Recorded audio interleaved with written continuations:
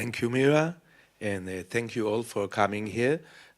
Some of you I've met already at the Dead Sea, although maybe you don't recognize me anymore because I've aged by 2 days, you know.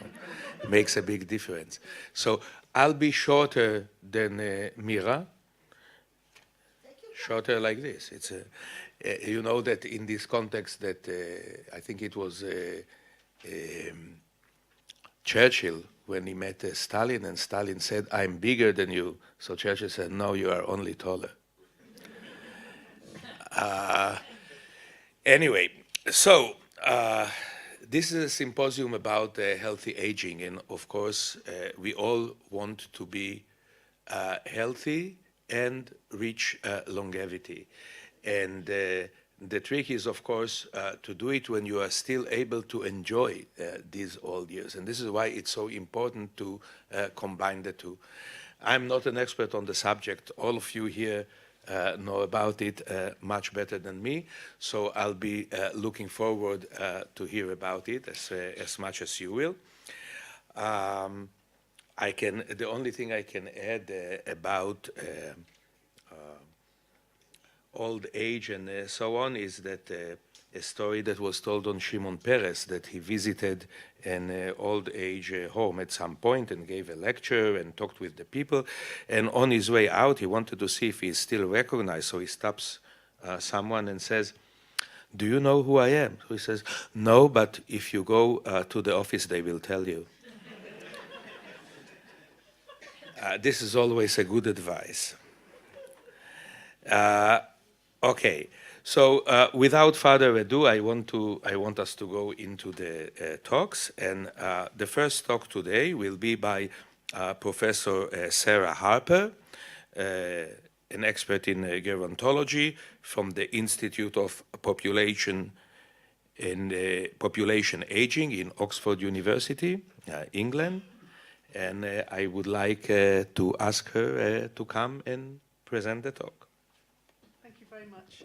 Thank you very much for inviting me, and Mira, thank you very much for all your amazing energy in getting us all here.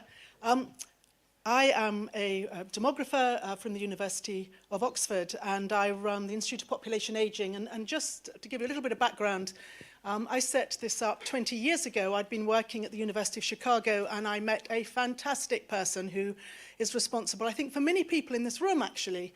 And that's a man called Richard Sussman, who was head of the behavioral and social element of NIA. And when I returned to Oxford in 1996, he gave me some money to set up the Oxford Centre. And the wonderful thing about that was that the centres in the US tended to be focused on the US, but being at Oxford, we could focus globally. So in fact, my centre does research on Africa, Asia, Latin America, and Europe. And those of you who say, surely Africa and Asia isn't aging, the whole world is aging. And that's what I want to talk about. Not so much individual aging, which is obviously very important, but the whole demographic and population aging as we move from predominantly young to predominantly older populations. And as you will see in a minute, health is absolutely crucial to this. So I'm going to talk to you about these three areas, which sometimes get confused, or sometimes some of them get ignored. What is longevity? What is life expectancy? And what is healthy life expectancy? And I'm going to talk from a sort of population aspect. And I'm also going to raise a series of myths, because I think out there in the general public, there are myths about what is happening to life expectancy. People confuse life expectancy and longevity.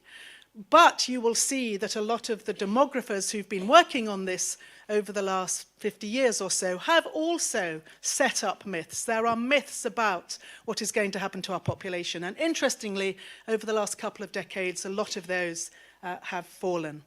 So let's start with this person.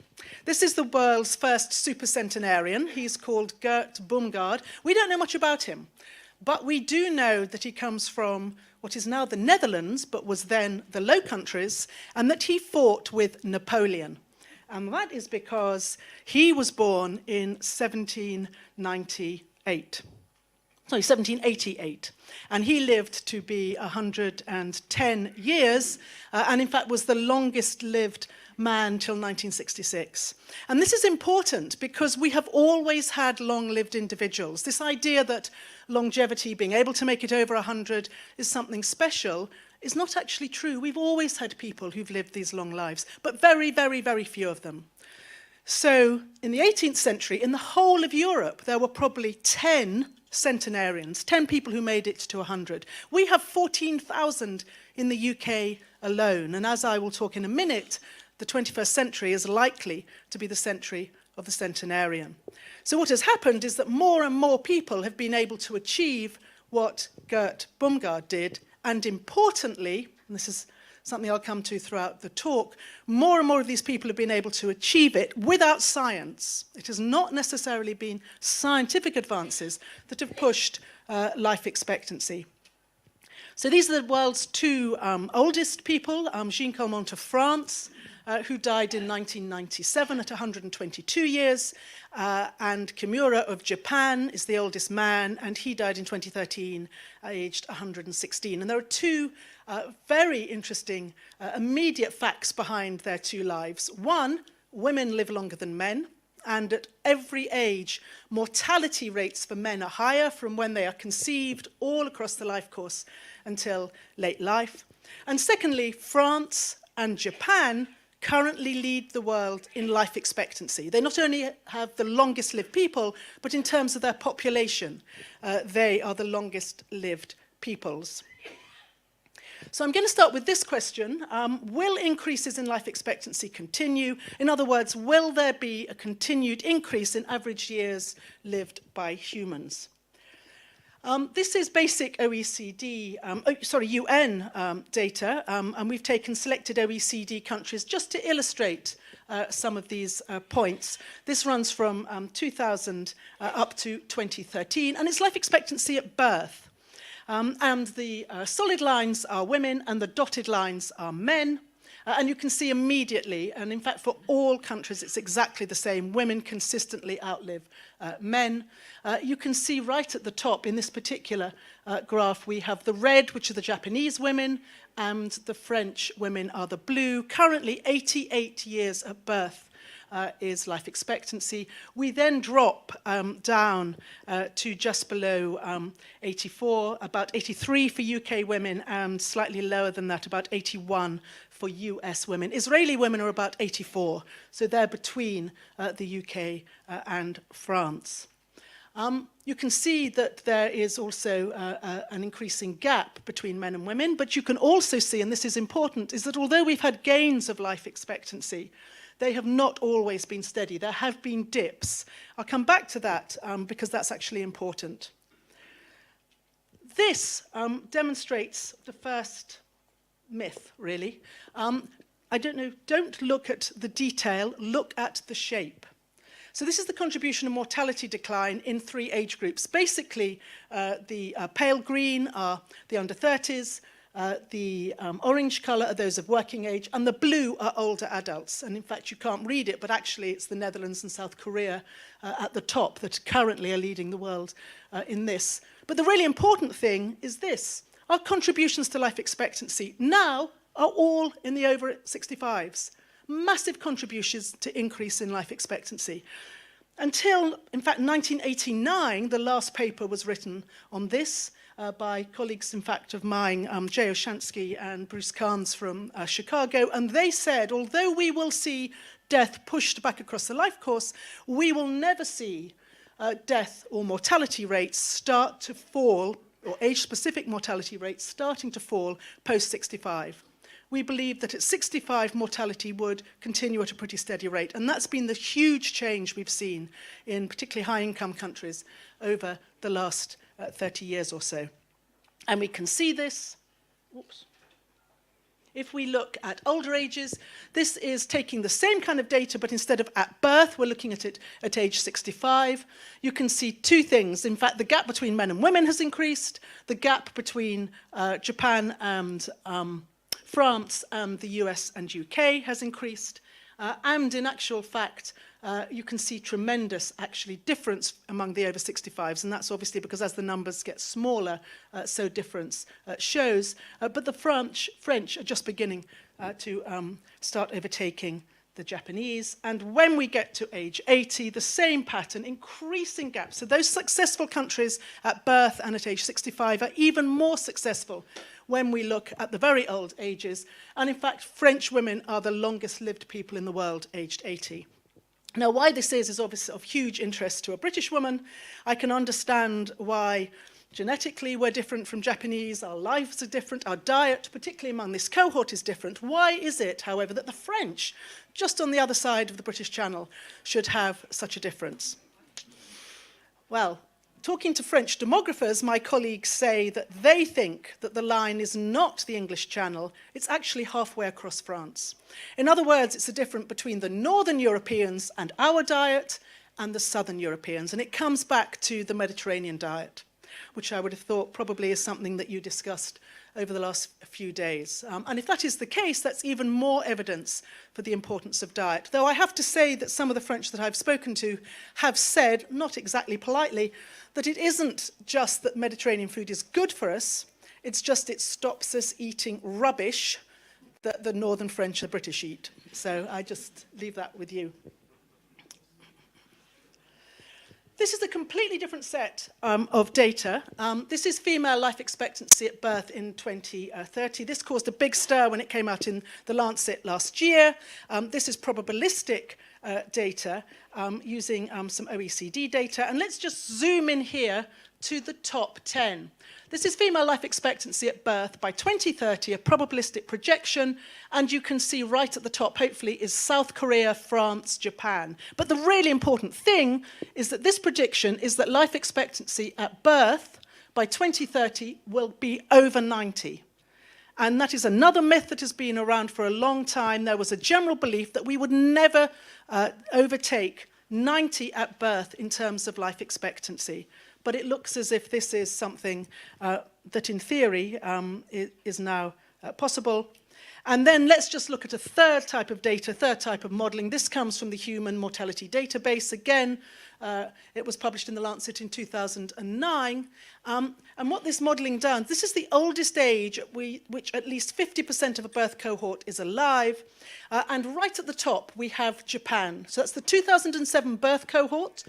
Over half of them, it is predicted by this model, will be alive by 107. And France and the US is 104. The UK, I think, is 103. So there is generally now acceptance that in high-income countries, half the babies that are currently being born today are going to make it to a century. It's 3 different types of data, 3 different types of modelling, all coming up with the same kind of answers. As a consequence, what about centenarians? Some people have described the 21st century as the century of the centenarians. I said that there were 14,000 centenarians in the UK at the moment. One of my colleagues at Oxford did some modelling a couple of years ago, and he came up with a particular set of predictions, which we thought he was crazy.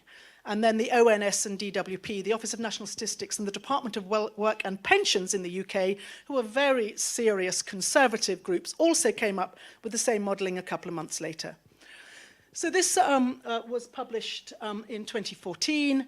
This is looking at the growth of centenarians using UK data. What you need to look at is the yellow. We currently have 14,000. By the middle of the century, there will be 500,000 centenarians in the UK. We will have 1.5 million centenarians in the UK by the end of the century. 8 million people in Britain already alive will make it to a century. 127 million people currently living in Europe are going to make it to a century. And this is similar modelling done for the US. This is 6 million centenarians by about 2080, and a prediction that probably 150 million US people currently alive are going to make it to a century. So this has massive implications going forward. And as I'll explain, not only for healthcare, but also generally for society, for workplaces, education, housing, intergenerational succession, etc. So, another really interesting question is this one. Will these increases in life expectancy be accompanied by increases in life extension? What we talked at the beginning was all about longevity, life extension. Are we seeing a compression of longevity after 100? There was an argument, because in our minds there is another myth, which hasn't yet been broken, is that 120 is probably the maximum that a human being can live to. There was a big debate, you may have seen it in Nature at the beginning of last year, where on both sides biologists were very strongly arguing that no, there is no reason whatsoever why longevity of the individual human shouldn't continue, and on the other they were arguing no, there will be a maximum. But let's see what the demographic data is. And I'm actually going to draw on one of my colleagues, Jean-Marie Rabin from Paris, who's done a lot of work on this. He's done modeling on both France and Japan, where we currently have enough data to be able to answer this question. And we're also starting some work looking at the UK data, where we also now have data to answer this. We didn't have the data beforehand. So this is the change in distribution of ages at death of women in Japan from the 50s basically to the beginning of the century. And if you look at this red line, the red line is 1980s, and compare it with the hard black line, which is the data from the beginning of the century, and you can see that, yes, as we are increasing the number of centenarians, we are slightly pushing over the peak of death, but we're also extending the tail. So definitely the population evidence is that at the moment we are pushing not only to 100, but to 110, but also beyond that. And I'm sure we'll hear some papers maybe later on about what it is like to be very, very old, and a very interesting data that's now coming out looking at people who make it to 105 and 110 and how biologically, possibly, they are different genetically from the rest of the population. But there is a caveat, and actuaries across the high-income countries are beginning to notice that life expectancy at birth is beginning to decline. And in fact, I was at a conference on Wednesday morning with a lot of actuaries who are getting very worried because for the first time they're actually making considerable profit, because what used to be fears about longevity, the longevity bonus, and how one would be able to estimate for that. Since 2015, life expectancy rates in Europe and in the US have gone down. Now, there are several reasons maybe for this. One of them is, of course, we've had a series of flu epidemics, and when you have very, very large older populations, you only need a slight increase in order for it to come out in the national figures as a drop. It may be a statistical freak. If you noticed, I suggested you pointed out that there were these ups and downs. The fact it's happened in both Europe and US at the same time, however, is interesting. But two papers came out last year which tried to explore that. One was in the BMJ, which looked at English data, and the second was in epidemiology, which looked at US data. And they both independently came up with the same conclusion: it's because of increasing inequality in our society. And the inequality in our society at the national level is having an impact on life expectancy. So, if that is the case, let's look at another question.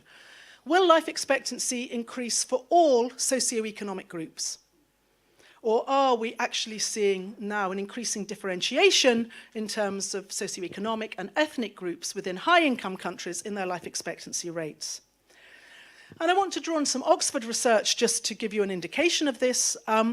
This is a piece of work that I led in Oxford. We had access to 2.5 million occupational pension records, 500,000, 500,000 of which were dead. So huge power. This is not the Whitehall study that you may have heard about. The Whitehall study was this civil service study and showed this huge difference in both morbidity and mortality among civil servants. These people are a very selected group. They've got occupational pensions. So we have taken out, just by our data, all those people who are unemployed or in lower income jobs or who are on part-time contracts. These people have got occupational pensions, which means they're in stable, pensionable work. And yet the inequality in mortality that we found among this specific group was quite striking. So I'm just going to show you this. This is looking at UK life expectancy from age 65. On this side, we have our low group, low income, ill health, retiree, unhealthy lifestyle. This is the bottom 20% of our sample. It wasn't a sample, it was of the 500,000 who died. And on this side, we have high income, normal health retiree, healthy lifestyle. That was the top 20%. And you can see there was 11 years difference in life expectancy at 65, just within this very, very selected group. And if we run this forward to look at the proportion of 65-year-olds surviving each older age across the life course, you can see by the time you get into your mid-80s, there is a 50% difference in probability of surviving to the next year. Between, and these colours have gone very weird, sorry, between our top one, which are our healthy lifestyle, which should be red, but for some reason has come up as funny blue, and our green, which has come up as yellow, which is our unhealthy lifestyle. So not only at 65, but also going through into old age, there is this difference due to inequalities. So just to give you, what we did was we just, controlling for a variety of variables, we looked at the impact of different factors on longevity. I'll just talk you through this. At the top, we have our bottom 20%, typically a manual employee, poor, unhealthy lifestyle, ill health retiree, who lived 12 years at age 65. If this particular man had done a non-manual job, 0.7 of a year. If he'd retired in normal health, 1.8, watch the word health. If he'd had a high income, 4, but the biggest contributor was a healthy lifestyle across the life course, 4.6. So not surprisingly, your health across the life course and your health on retirement contributed significantly to the differences in life expectancy. And so increasingly the focus in the UK, from a government point of view, is we have to promote healthy living across the life course. It's no good starting at 65. You have to promote healthy living from childhood onwards. And if we do a comparison, this is some OS data that we prepared for a UK government report comparing life expectancy and healthy life expectancy. At this end, we've got the most deprived, and at the other end, we have the least deprived or the most affluent. And this is all counties in England took part on this. So if we look at the most deprived, and again, the colours are odd. Okay, so this is life expectancy, and this is healthy life expectancy. So for the poorest 10% of areas in the UK, if you're 65, you can probably expect to live till you're 77, but only 6 of those years are going to be in health.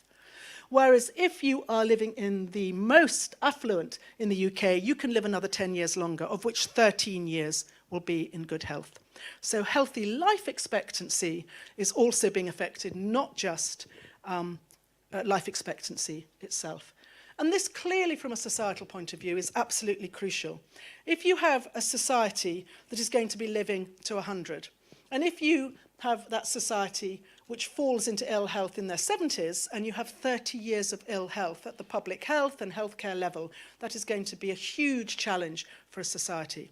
If you can keep people active and healthy well into their 70s and even into their early 80s, and given the life expectancies that we have, there is no reason in a way why that shouldn't happen, then these people can stay in employment, they can stay in care, they can stay in volunteering, they can be contributors to society. So in many ways, we should not be concerned about life expectancy, but about healthy life expectancy. So this, in a way, to me, is the key question. Will advances in life expectancy be matched by advances in healthy life expectancy? And I'm going to draw on here some evidence about the big 21st century problem or challenge, which is obesity. So many people have said over the last 20 years, as we realize the increase in obesity in our societies, that surely obesity is actually going to reduce life expectancy, with the concept that we would have future generations actually living shorter lives than their parents. The other argument was, no, obesity will not reduce life expectancy, but it will reduce healthy life expectancy. And we've recently had some very interesting data that's come out, and I'm just going to show you one study very quickly. Sorry, this is actually from the new journal New England Journal of Medicine, just to illustrate what I was saying a few minutes ago. Again, I have tremendous admiration for Jay Oshansky, but he keeps making these predictions and getting shot down. He's just made another one very recently. But this is in the New England Journal of Medicine, and basically what he was talking about is the bottom one: substantial rise in the prevalence of obesity and its life-shortening complications means that life expectancy at birth and older ages could level off or even decline in the first half of this century.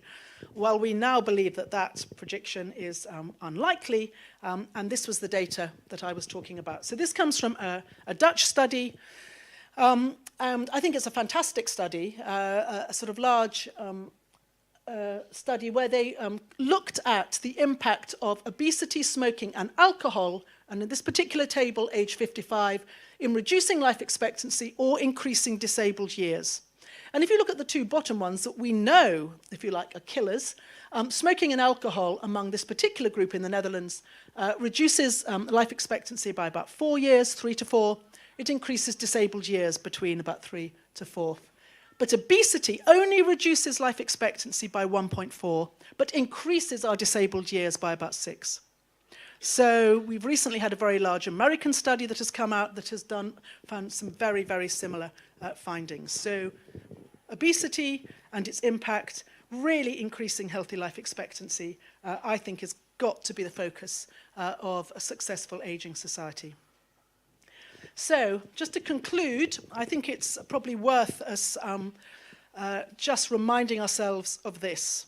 So the determinants and shape of mortality and morbidity in the 21st century have actually been very, very similar to those in the 20th and even the 19th century. In other words, we have achieved these tremendous increases in life expectancy through healthy living, disease prevention and cure. Just to give you an impact of how the non-scientific impact has been, when we look back at Europe, in the middle of the 19th century, half Europeans died by 45.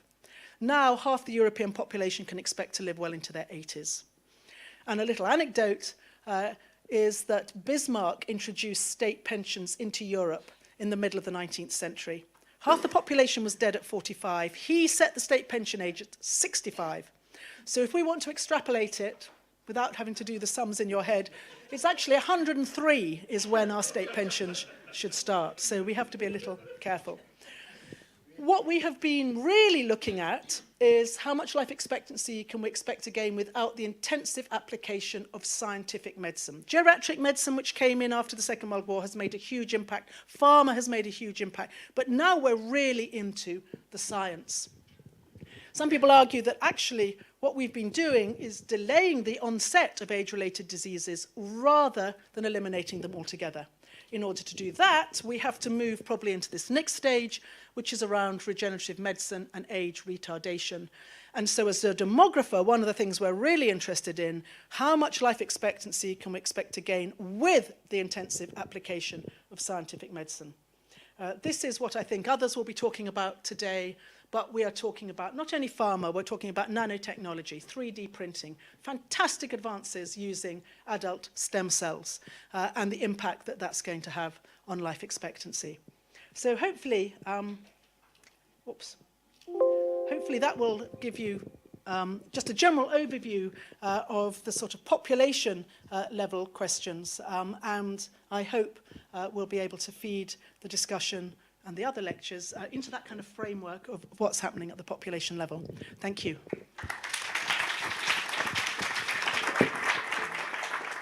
Any questions, please? You mentioned as one of the characteristics that affects longevity, obesity. Yes. I think it's important to note that the relationship between obesity and mortality is complex. It is definitively not linear. In fact, as you get older, data suggests that longest lifespan is associated, or minimum mortality, is associated with a slight increase in obesity over the course of the lifespan, about 1 BMI unit per decade of life. The tables that we have typically show too heavy, too obese for young adults and not enough obesity for older adults. The relationship is U or J-shaped. So if we're going to talk about mortality, obesity, we really need to look at it very carefully. Yeah. No, I mean, I completely agree. And part of the complexity is that obesity doesn't really kill, but it leads to a series of diseases that tend to kill. So it's comorbidities with obesity. But I think all the indications are that obesity does tend to lead to more disabled years and reduce healthy life expectancy. And that, I think, is the really important thing. But no, that's a good point. First of all, thank you for really setting up the conference today. The question I have is neurodegenerative diseases. Yes. Which you didn't talk about, right? But if I read the popular literature, yep. You know, you see more and more Alzheimer's and Parkinson's disease coming up, and it's not really a healthy lifestyle that does prevent that. Yes. So I'm maybe you argue it, but you know, it will manifest itself more and more in an aging population. I'm so glad you asked that question, because I've got some fantastic slides on this and there wasn't time to do it. Really, really interesting at the moment. So just to pick you up on the one that I sort of grinned at, I think there is increasing evidence, and I'm not medical, and I'm sure there are lots of medical people here, but my understanding of the medical literature is that we're beginning to realize that a lot of the physical factors that keep our physical body healthy, particularly around our cardiovascular output, are also now linked with keeping our brains healthy, so good diet and exercise. But there's been two really fantastic studies that have just come out. So Wu et al. In 2015 published in The Lancet, and a really big component of the data they used was the Carol Brain study, CFAS study from Cambridge. And they showed that in the UK, both age-specific incidence and age prevalence of dementia seems to be going down. This was then replicated the following year, it came out in JAMA, I think at the beginning of 2017, using HRS, 20,000 Americans, and they showed exactly the same fact, that both age-specific incidence and prevalence of dementia in the American population currently seems to be going down. Both of them have come to the same conclusion. I mean, it could be something to do with pharma, it could be something to do with better treatment, it could be something to do with people changing their lifestyles. But they believe it's about education. We have a better educated cohort coming through into later life, and the HRS, that's the JAMA published study, actually can show that there is a year's extra schooling for, I think it's the over 80s who are coming into old age. Now, the relationship between education and dementia is very complex. We know that there is an association.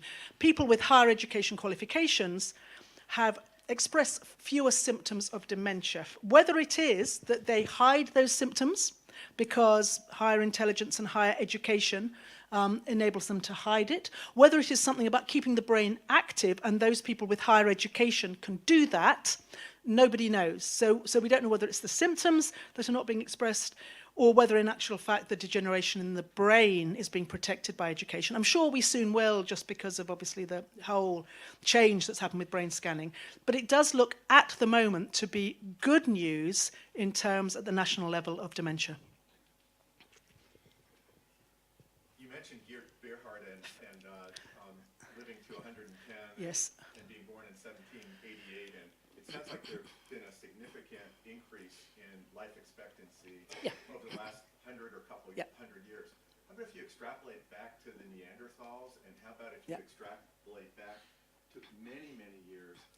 Do people who didn't die of infection or didn't die of accidents, does anybody know what their life expectancy was? If you are the prehistoric man or woman and you don't run into any adverse events, how long are you living, and what's the difference? Yeah, so we have a variety of data, and obviously when we go back, we're very reliant on basic sort of archaeological data. We do know historically that we find long-lived individuals, but by long-lived we mean probably 45, 50. We also know that those individuals had very little deterioration. In other words, in order to survive, you had to actually be a pretty healthy person to start with. From a sort of population point of view, it is pretty flat until really the 19th century. 18th, the demographic transition starts probably around about the end, sort of coming up to 1800s. And then it really takes off. So you think life expectancy 3,000 years ago is comparable to 300 years ago? Probably yes, and particularly for women. I mean, if you look at female life expectancy, I mean, we do a lot of work in Africa, and female life expectancy of women in Niger, I recently did something for this for the Ashmolean Museum, is exactly the same as it was for Egyptian women 3,000 years ago. But what then happens, and again, this is why we have to put it in perspective, basically the first thing that came in was sanitation. You know, clean water, nutrition, the advances in being able actually for people to have fresh fruit and vegetables, canning, transportation. So throughout the sort of 18th and 19th centuries, it was simply just general improvement. People didn't die of these diseases because they suddenly had sanitation systems and clean water. Then we had things like antibiotics coming in, another huge leap in the 20th century. And then geriatric medicine came in more or less at the end. If you look at causes of male mortality across the last century, there is a dramatic decline across the century that really started with public health right at the beginning of the century, then went through to antibiotics, and then at the end went to geriatric medicine. And that's why we're seeing these massive increases in the over 65s. That's where the geriatric medicine came to. All the gains before that really were stopping babies dying. And it's exactly the same profile you still see in some sub-Saharan African countries.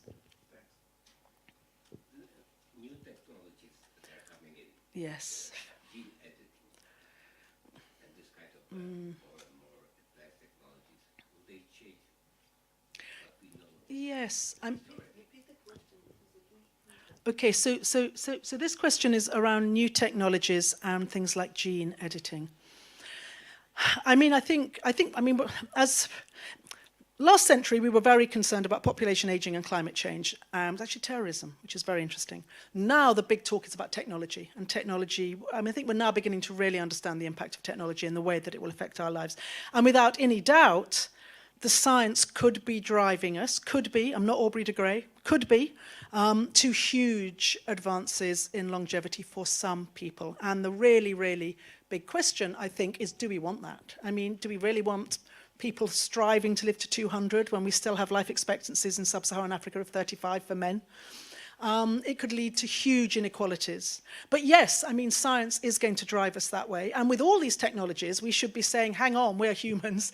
You know, how can we work with the technologies? We don't want the market necessarily to drive it, and it may not be for the good of mankind. And I'll just give you an example of advances in stem cell research. And apologies if we have stem cell research experts in the audience. There's a very good stem cell research centre at Oxford run by Paul Fairchild, who's a colleague of mine. And we are, in fact, trying to do some research looking at the demographic impact of something like stem cell research. This is the issue.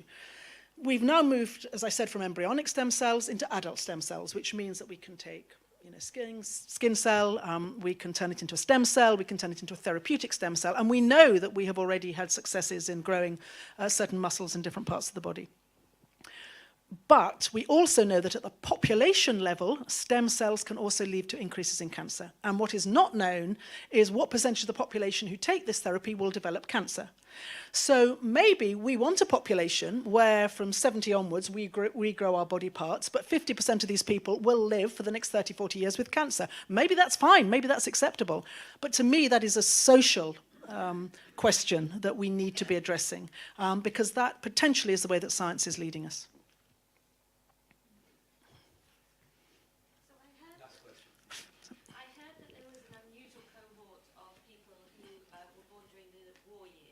Yes.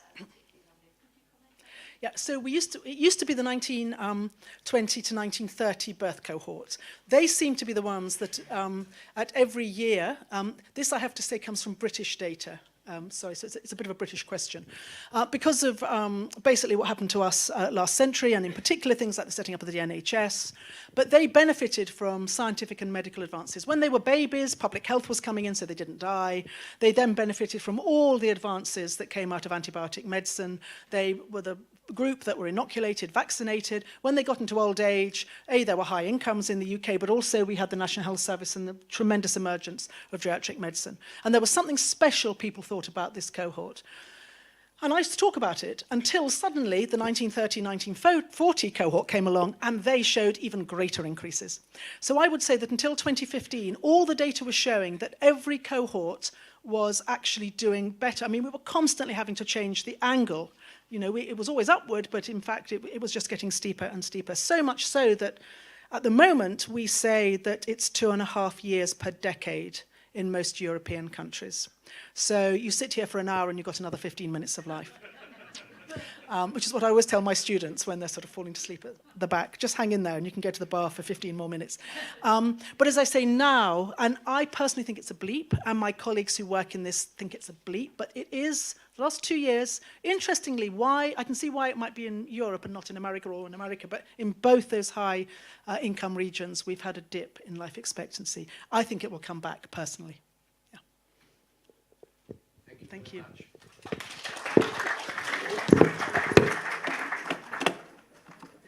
Next person.